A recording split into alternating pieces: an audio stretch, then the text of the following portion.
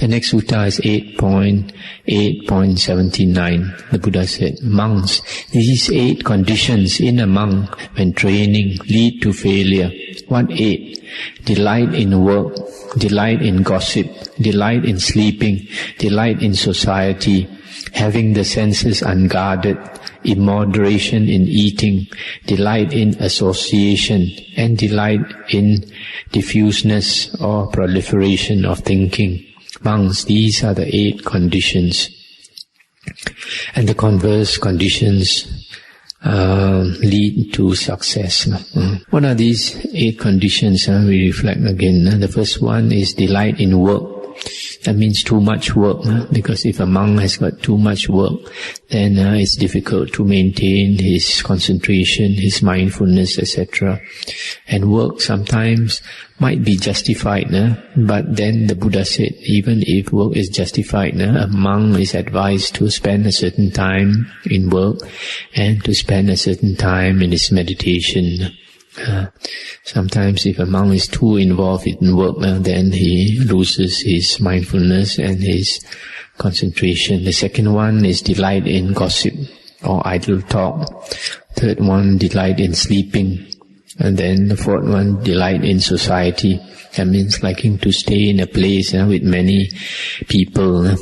Then the next one, having the senses unguarded, not guarding the sense doors. Then the next one, immoderation in eating.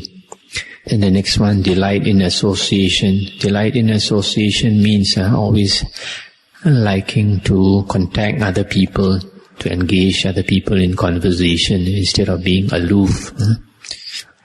And then the last one, delight in diffuseness or proliferation of thinking, using the thinking mind. And using the thinking mind, that's an obstacle to meditation. The next sutta is 8.8.80. Monks, there are these 8 bases of indolence. What 8? Herein, monks, a monk has to do some work, and he thinks, there's some work for me to do, but the doing of it will tire me physically. Well, I'll lie down. And he lies down without putting forth energy to attain the unattained, to master the unmastered, to realize the unrealized. This is the first basis of indolence. Or he has done some work and thinks that he is tired and lies down without putting forth energy. This is the second basis of indolence. Or he has to make a journey and thinks that it will tire him and he lies down without putting forth energy. This is the third basis. Or he has made a journey and thinks that he is tired and he lies down without putting forth energy. This is the fourth basis. Or wandering for alms through village or town and not getting enough coarse or dainty fare for his needs. He thinks, I've wandered for alms through village and town and have not gotten enough coarse or dainty fare for my needs. My body is tired and unpliable. Well, I'll lie down. And he does so without putting forth energy. This is the fifth basis. Or getting enough, and he thinks that his body is heavy and unpliable, like a load of soaked beans, and he lies down without putting forth energy. This is the sixth basis. Or there arises some slight illness in the monk, and he thinks, this slight illness has arisen. There is good reason to lie down. Well, I'll lie down. And he lies down without putting forth energy. This is the seventh basis. Again, monks, a monk has recovered from some ailment, has arisen recently from sickness and things. I've recovered from that ailment. I'm recently arisen from sickness and my body is weak and unpliable. Well, I'll lie down. And he lies down without putting forth energy to attain the unattained, to master the unmastered, to realize the unrealized. This is the eighth basis of indolence. Verily, monks, these are the 8 bases of indolence. Monks, these are the 8 bases of energy. What 8? Herein, monks, there is some work to be done by a monk, and he thinks, there's some work for me to do, but if I do it, not easy will it be to fix my mind on the Buddha's message. Well, I'll provide for that and put forth energy to attain the unattained, to master the unmastered, to realize the unrealized. And he puts forth energy to attain the unattained, to master the unmastered, to realize the unrealized. This, monks, is the first basis of energy. Or he has done some work and thinks that he has been unable to fix his mind on the Buddha's message, so should put forth energy to attain the unattained, and he does so. This is the second basis. Or he has to make a journey and thinks that it will not be easy to fix his mind on the Buddha's message, so should put forth energy to attain the unattained, and he does so. This is the third basis. Or he has made a journey and thinks that he has been unable to fix his mind on the Buddha's message, so should put forth energy to attain the unattained, and he does so. This is the fourth basis.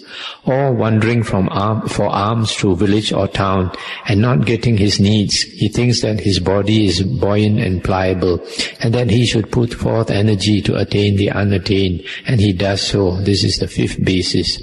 Or getting enough food, he thinks that his body is strong and pliable, and that he should put forth energy to attain the unattained, and he does so. This is the sixth basis.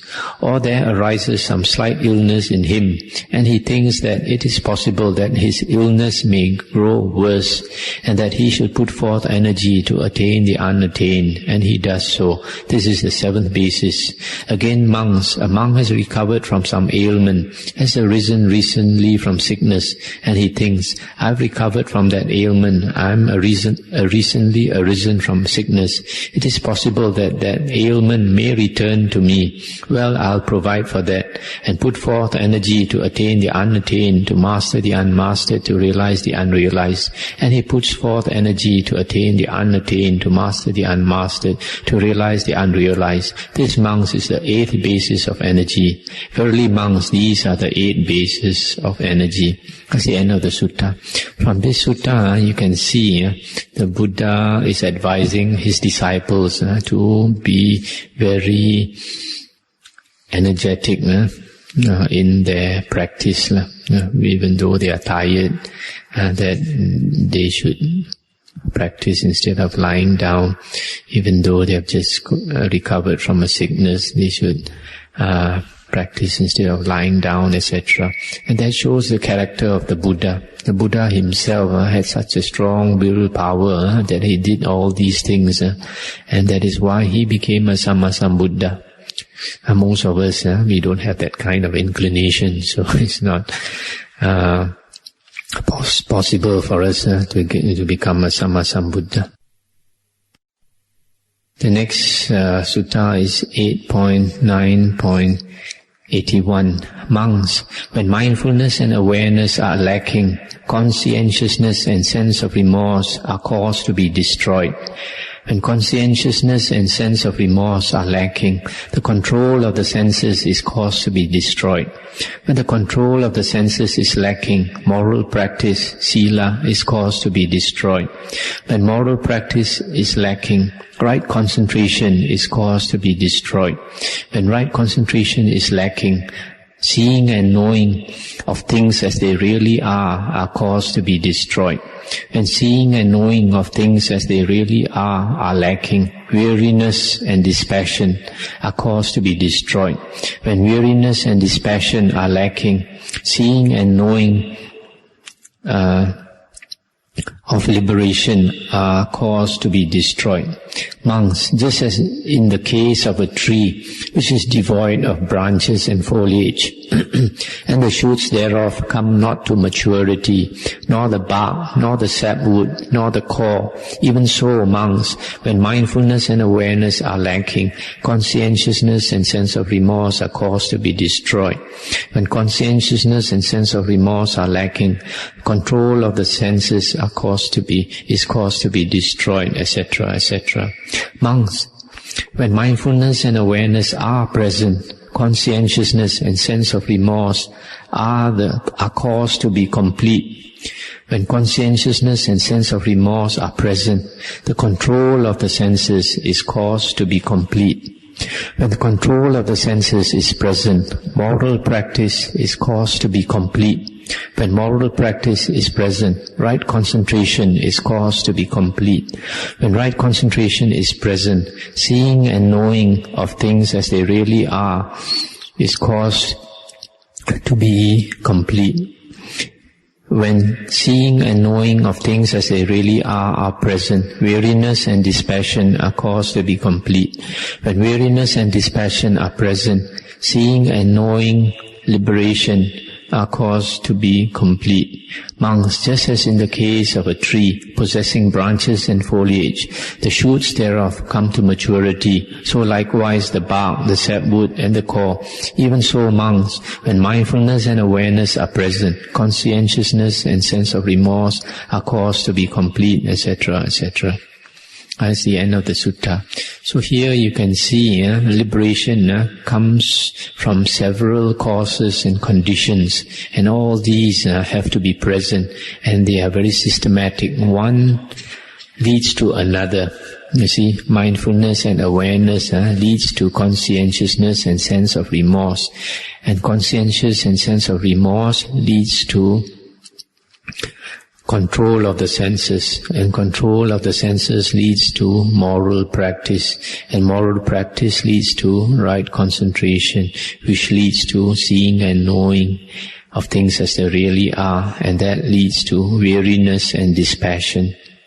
And weariness and dispassion leads to seeing and knowing liberation, liberation itself. Now, of all these things, the important point to note, some of the important points to note is that moral practice leads to right concentration. Without sila precepts, it's very difficult to get right concentration because the mind is disturbed with remorse. A person keeps sila, moral practice, he has no remorse to disturb his mind, so he easily gets into right concentration. And right concentration leads to seeing and knowing things as they really are. This is an important point. That is the purpose of right concentration, samadhi. Strong concentration is to get rid of the hindrances so that we can see things as they really are. Without strong concentration, it is impossible to see things as they really are. We only see things as they seem to us. And then seeing and knowing things as they really are leads to weariness and dispassion. Weariness is nibbida, I think, and dispassion is viraga. And when we are weary of the things in this world, we become dispassionate towards them. There's no more the passion for worldly things, and that leads to liberation. Now we come to Sutta number 8.9.82. Now the Venerable Punya paid a visit to the Exalted One and sat down at one side and said, Lord, what is the cause, what is the reason why sometimes it occurs to the Tathagata to preach Dhamma and sometimes it does not? Suppose Punya, a monk, is a believer but does not visit him. Then it does not occur to the Tathagata to preach Dhamma. But when a monk is a believer and visits the Tathagata, then it occurs to him to preach Dhamma. Or a monk is a believer and visits the Tathagata but does not sit down to listen, then it does not occur to the Tathagata to preach Dhamma. Or he sits down to listen but does not question the Tathagata. Or he questions the Tathagata but does not listen to Dhamma with attentive ear. Or he listens with attentive ear, but when he has heard it, does not bear Dhamma in mind. Or he bears what he has heard in mind, but does not examine the truth of the doctrines he has heard. Or he examines the truth of the doctrines, but walks not in conformity with Dhamma, though knowing both letter and spirit. Then it does not occur to the Tathagata to preach Dhamma. But when Punya, a monk, is a believer and visits the Tathagata, sits down to listen, questions the Tathagata, listens with attentive ear, bears what he has heard in mind, examines the truth of the doctrines heard, and knowing both the letter and the spirit, walks in conformity with Dhamma, then it occurs to the Tathagata to preach Dhamma. When these 8 conditions come to pass, punya, then it most occurs to the Tathagata to preach Dhamma. That's the end of the sutta. So from this sutta, we find that sometimes people come to visit the Buddha, sometimes he preaches Dhamma to them, and sometimes he does not. And these are the reasons he gives.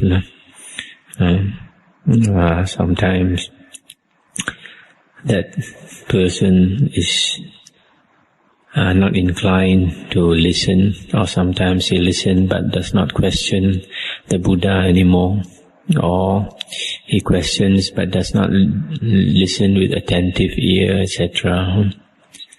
And the Buddha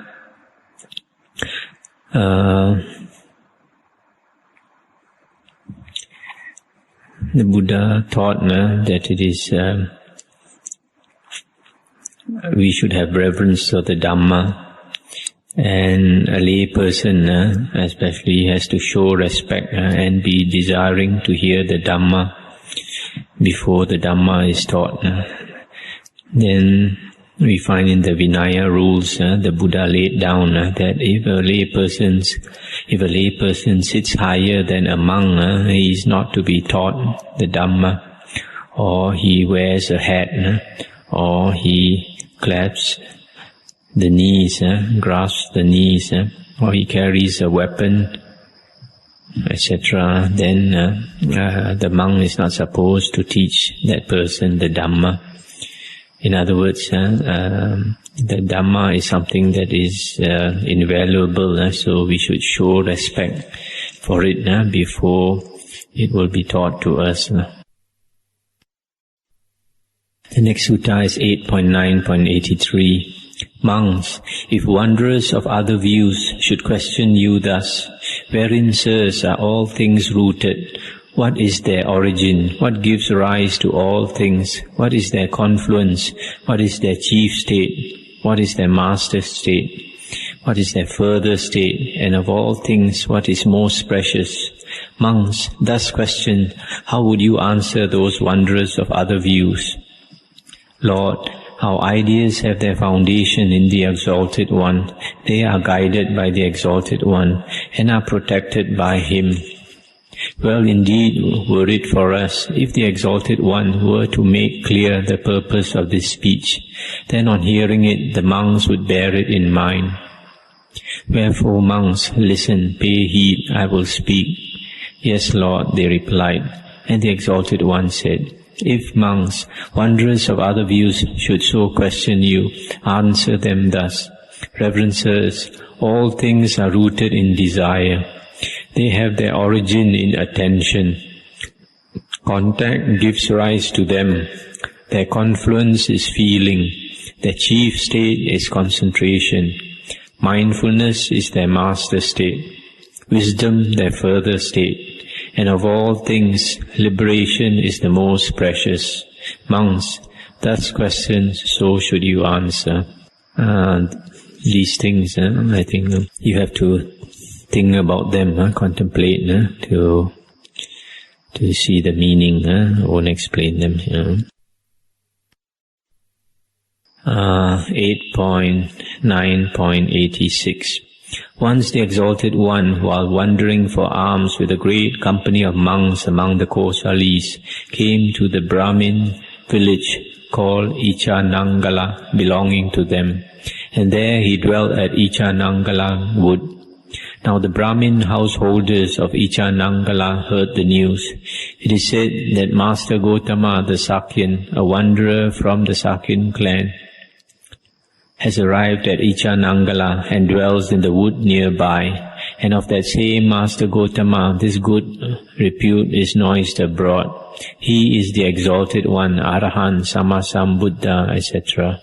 Well, indeed, it is to see such Arahants. So at the end of that night, the Brahmin householders of Ichanangala, taking with them much hard and soft food, went to Ichanangala wood and waited outside the gateway, making there a great din and uproar. Now at that time the Venerable Nagita was the personal attendant of the Exalted One. Then the Exalted One called the Venerable Nagita and said, Who are these, Nagita, that make this great din and uproar? Just like fisher folk, it seems, with a great haul of fish. Lord, these are the Ichanangala Brahmin householders who wait outside the gateway. They have brought much hard and soft food for the use of the Exalted One and the monks of the Sangha. I have naught to do with homage, Nagita, nor has homage anything to do with me. Whosoever cannot obtain at will, easily and without difficulty, this happiness of renunciation, this happiness of seclusion, this happiness of calm, this happiness of awakening, which I can obtain at will, easily and without difficulty, let him enjoy that midden or dunghill of happiness, that dung-like happiness, that happiness gotten of gains, favors and flattery. Lord, let the Exalted One accept their offering. Let the well-farer accept. Now, Lord, is the time for the Blessed One to accept. For wheresoever the Exalted One shall now go, the Brahmin householders of town and country will be just as inclined to give. Lord, just as when the sky deva rains big drops, the water flows with the slope of the ground, even so, Lord, wheresoever the Exalted One shall now go, the Brahmin householders of town and country will be bent on making offerings. And why is that? It is, Lord, because of the virtue, wisdom and knowledge of the Exalted One. I have naught to do with homage, Nagita, nor has homage anything to do with me. Whosoever cannot obtain at will this happiness of renunciation, seclusion, calm and awakening which I can obtain, let him enjoy that midden or dunghill of happiness, that dung-like happiness, that happiness gotten of gains, favors and flattery. Some devas, Nagita, cannot obtain at will this happiness which I can obtain. Stop here for a moment to comment. This Venerable Nagita, before the Buddha took Venerable Ananda as his personal assistant, he had other assistants, and Venerable Nagita was one of them. But they did not stay long as the Buddha's assistant. Only later, when the Buddha chose the Venerable Ananda, and the Venerable Ananda was so devoted to the Buddha that he kept on as a pendant for the last, I think, about 25 or 20 or 25 years of the Buddha's life. So you find up to here that because these Brahmin householders came with offerings, but they made a lot of noise, and the Buddha was not happy. So the Buddha didn't want to see them. And this shows this is a part of the Buddha's personality, his character. He didn't like noise. And some books like to comment that the Buddha was so perfect that he did not show any personal of his past personal traits, characters. But in the suttas we find it is not quite so. The Buddha still had certain characteristics, certain traits of character. In one of the previous suttas, we had heard that the Buddha said that before his enlightenment he had 5 dreams.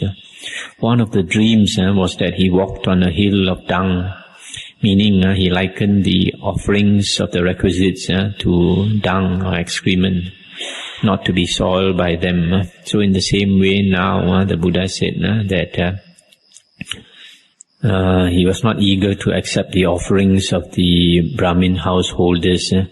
And he said if anybody who's eager to accept that type of happiness, which is to him like a shit-like happiness, they could do so. But the Buddha said he enjoyed the happiness of seclusion, the happiness of renunciation, the happiness of calm, the happiness of awakening. And this refers to the bliss of jhana. The bliss of jhana is called the happiness or the bliss of seclusion, the bliss of renunciation. Because, for example, before a person can enter the first jhana, he has to be secluded or aloof from sense desires. He has to be secluded or aloof from unwholesome states. Then only he can enter the jhana.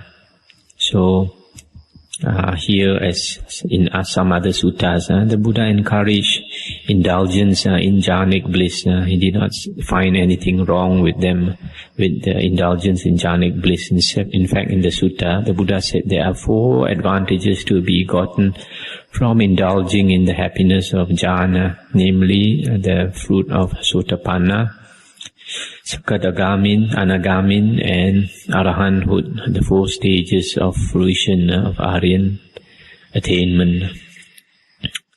Now the Buddha continued, Nagita, when you are assembled and met together and live enjoying company, I think thus, surely these worthies cannot obtain at will, easily and without trouble, this happiness of renunciation, this happiness of seclusion, this happiness of calm, of awakening, which I can obtain.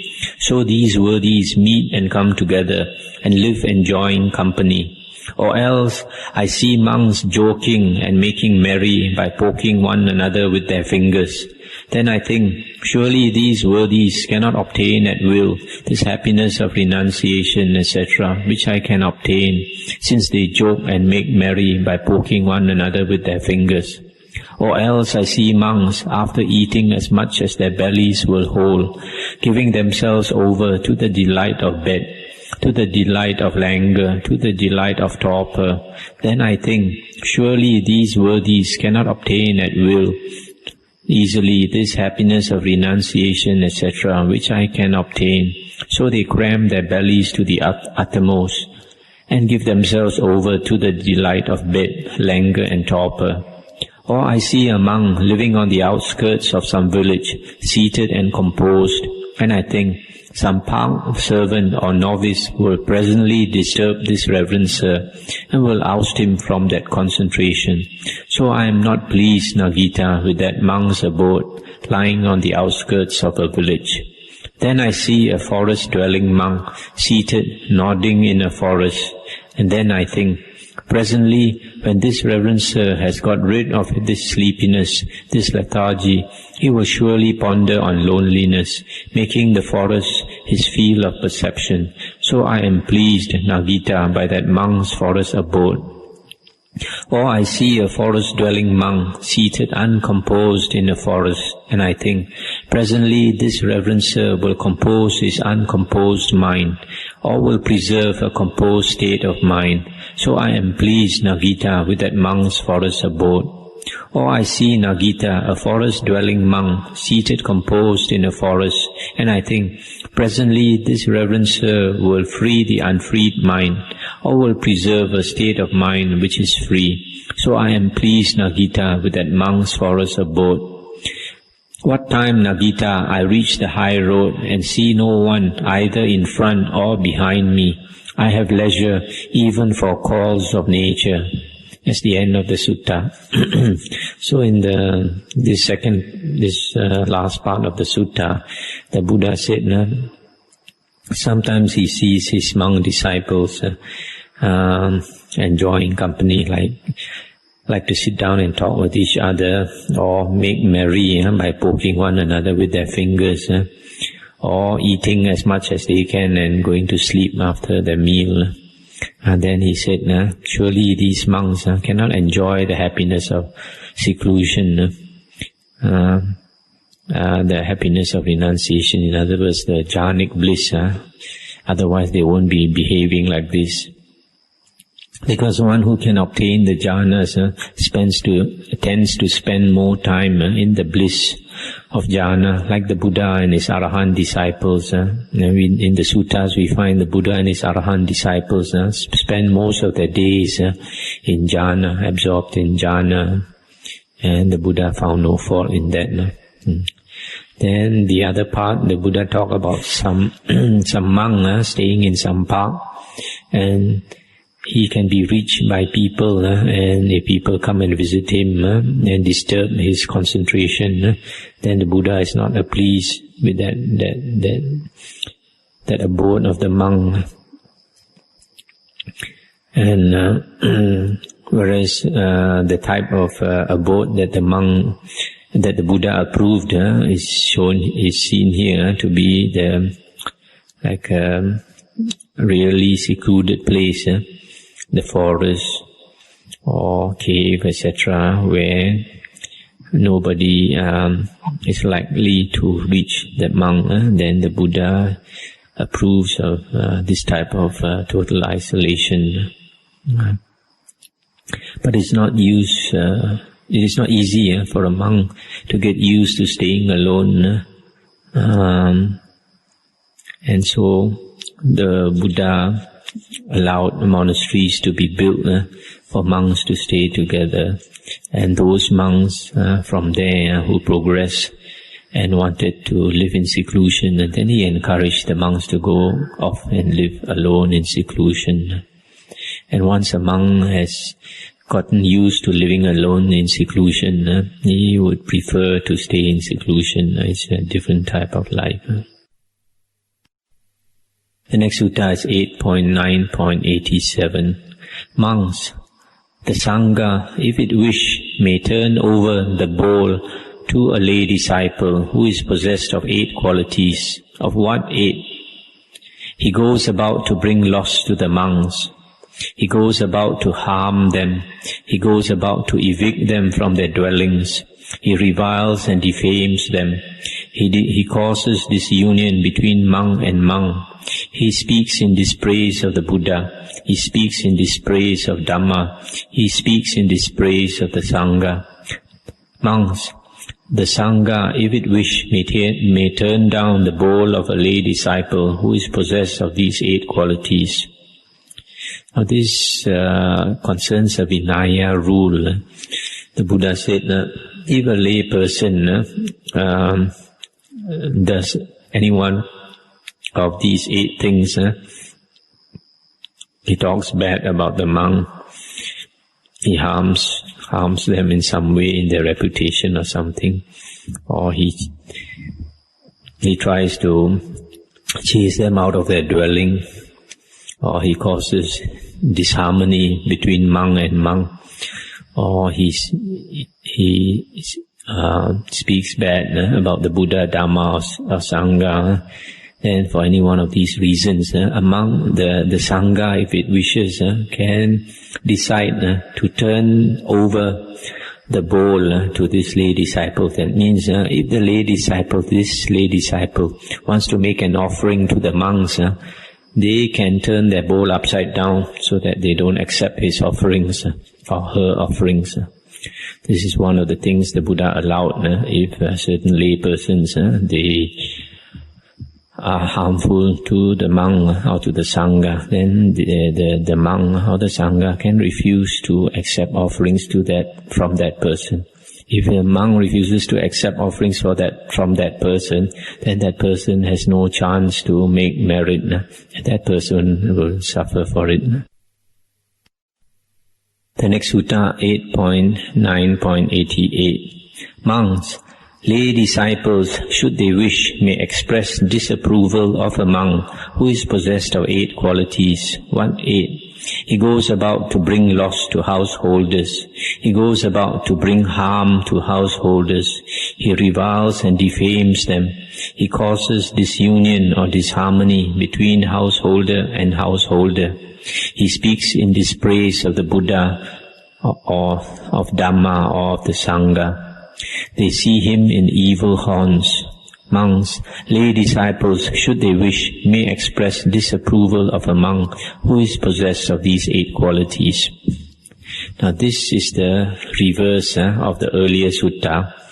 This one is that if a monk has certain bad qualities, similar bad qualities as mentioned earlier, that means it brings loss to householders, it brings harm to householders, he reviles and defames them, he causes disharmony between householder and householder, speaks in dispraise of Buddha, Dhamma and Sangha, or he goes to, he frequents evil haunts. This last one, he frequents evil haunts, means he often goes to certain places which are not proper for a monk. For example, always going to visit a prostitute, always going to visit a widow, always going to visit an unmarried lady, always going to visit a homosexual or eunuch, and another one always go these. If he does these things, then a lay person can express disapproval. Express disapproval means they bring it up to some senior monk to complain about this monk, or they speak to the monk directly and